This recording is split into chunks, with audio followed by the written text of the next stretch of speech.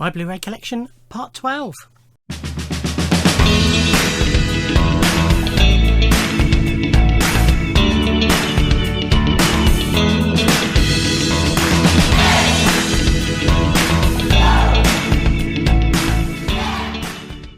Ahoy everybody, and welcome to Part 12 of a look at my Blu-ray collection.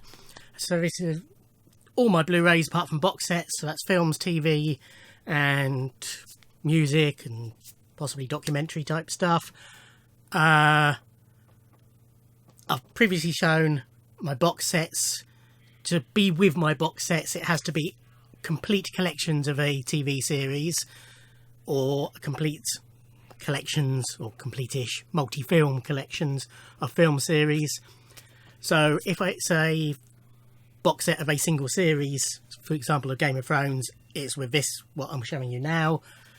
But if it's a box set of all of Lost, that I've already shown with the box sets. Similarly with films, if it's a posh, Arrow edition of a film, it's with this. If it's the Die Hard quadrilogy or whatever, I think was the box set I showed, that's with the box sets. Yeah, these are in no particular order. Some of it's in roughly alphabetical order, but over time, as I've added to it, that's got lost. But the bits I'm showing now aren't in any order. Right, enough waffle. First up, we have The Nightcomers. This is a network British film release. Some Michael Winner film starring Marlon Brando, Stephanie Beacham, Thora Hird. I quite liked this. Didn't really know much about it, but I thought I'd give it a try in one of their sales. I think I only paid, about £3 for it. But yeah, it's a horror really, but it's more a psychological gothic-y horror than a gory horror.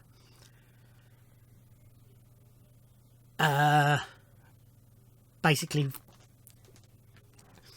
parents of a couple of kids die. They're left in charge of the housekeeper and governess. Yeah.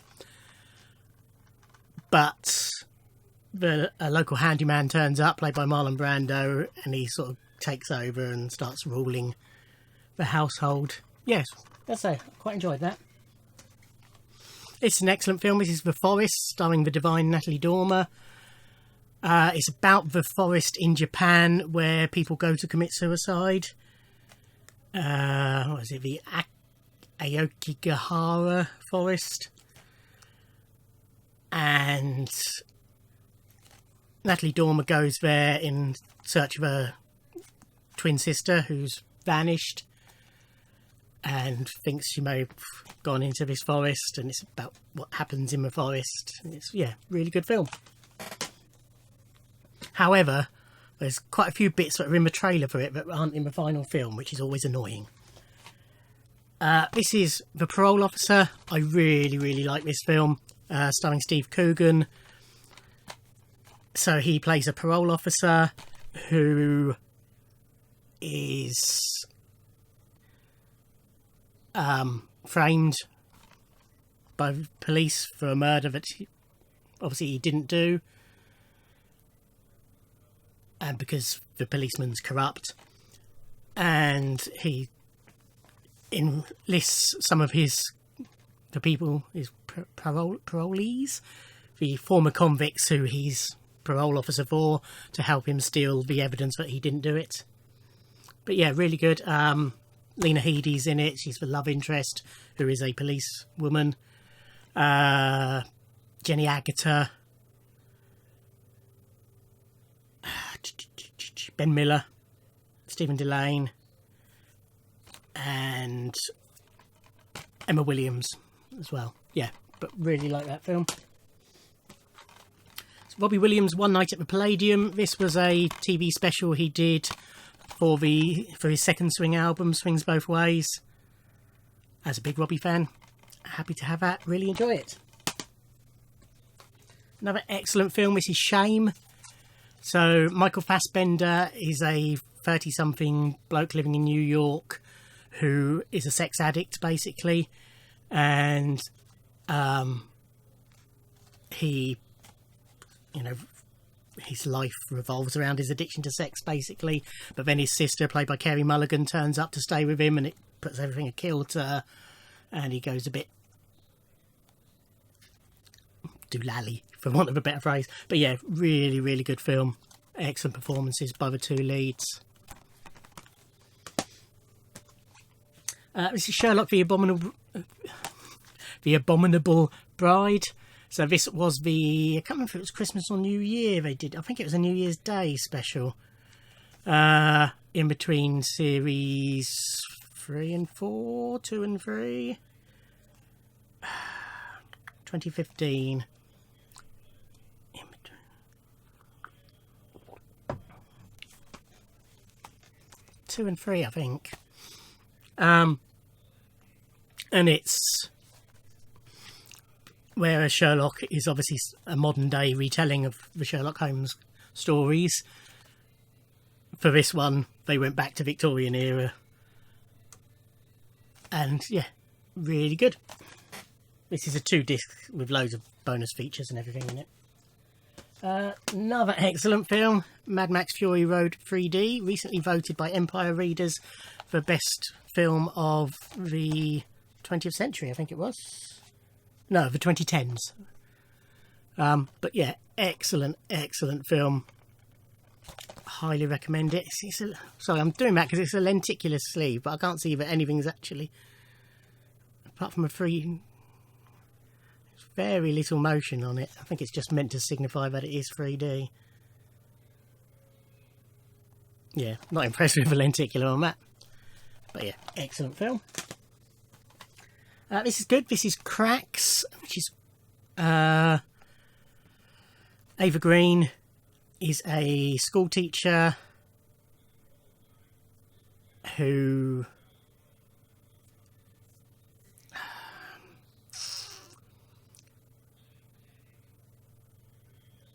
I'm reading a blurb because I can't quite remember the plot.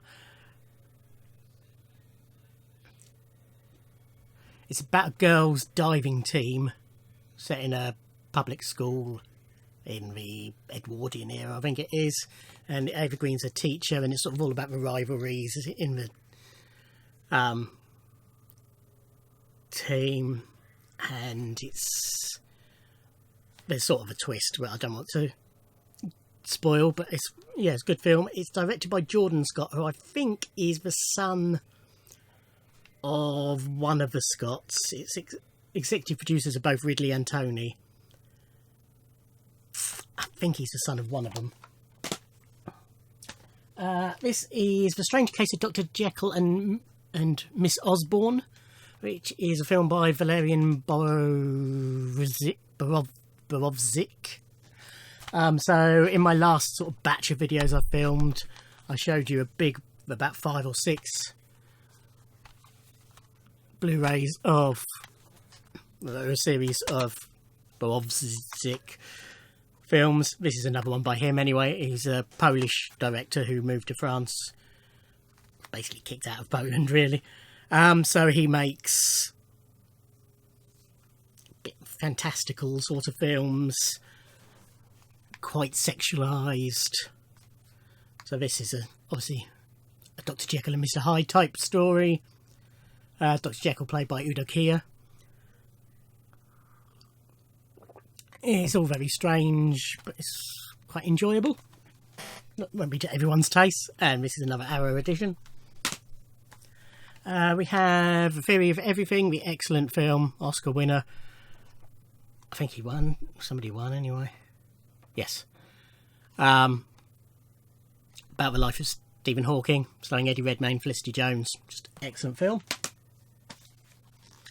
This is California. I like this. This is a film starring Brad Pitt and Juliette Lewis, are a hick couple, for want of a better phrase, who are picked up by David Duchovny and Michelle Forbes, who are doing a cross-country trip researching serial killers. and they pick those two up who are hitchhiking, and things don't go to plan, let's put it that way. But yeah, really good film. As is this. This is Trance, Danny Boyle film. James McAvoy. It's sort of a psychological thriller-y type, bit of a mindfuck type film. Also starring Rosario Dawson and Vincent Cassel. It's a difficult one to describe without spoiling, but I recommend Trance. And another good film. This is Gemma Bovary, starring Gemma Arterton. This is actually a French film, even though Gemma is the star of it. She went and lived in France for a while and learnt the language and made a couple of French films. Yeah, so Gemma plays, and as they call her on here, an English Rose, an English lady who moves to a cottage in Normandy with Jason Fleming, who's her husband, and her neighbour on the other side of the road becomes obsessed with her, as sort of imagines her as a Madame Bovary type figure, and various things romantically happen, possibly not what you're thinking. Yeah, but really good film. This was okay. This is Storage 24. This stars Noel Clarke, and I think he wrote it, but he didn't direct this one. He says, yeah, original idea and screenplay by Noel Clarke. Also stars with lovely Laura Haddock. So basically, a military plane crashes in London, and it's carrying highly classified stuff that leaks all over London. So Charlie, who's Noel Clarke, and his girlfriend Antonia Campbell Hughes, who was in Lead Balloon, the Jack D series, are in this storage unit, Storage 24, with her best friend, played by Laura Haddock, and his best friend, played by Colin O'Donoghue. They're trapped inside it, and then they realise that something is in the storage unit with them. But yeah, good fun film. And then we will end this part with True Blood, series 6 and 7. So I showed the box set, which had, I think it had the first 4 series in. Let's bring this up while I'm talking. And then anyway, subsequent parts I've picked up the individual releases for. Love True Blood. It definitely sort of followed a U shape. You know, it was really strong at the start, sagged a bit in the middle, but picked up again towards the end. And Anna Paquin is just divine as Suki Stackhouse. But yeah, always good box sets of them as well. Lots of special features, commentaries with cast and crew, behind the scenes stuff, and all sorts. But yeah, and also one of the best theme tunes to any TV series ever. Okay, and I'm actually waiting for DVD Profiler to load up. It's nearly there. Here it comes. Let's go to True Blood.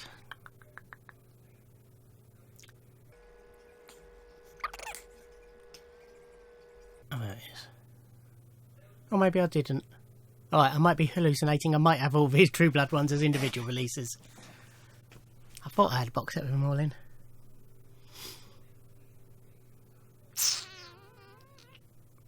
But it's not showing as such on here. Okay. I lied by the looks of it. Unless it is a box set and whatever. Doesn't matter, does it, really? Thank you for watching. Keep an eye on the playlist for future parts. You can watch past parts on the playlist as well. And I'll see you on my next video. Thanks. Bye.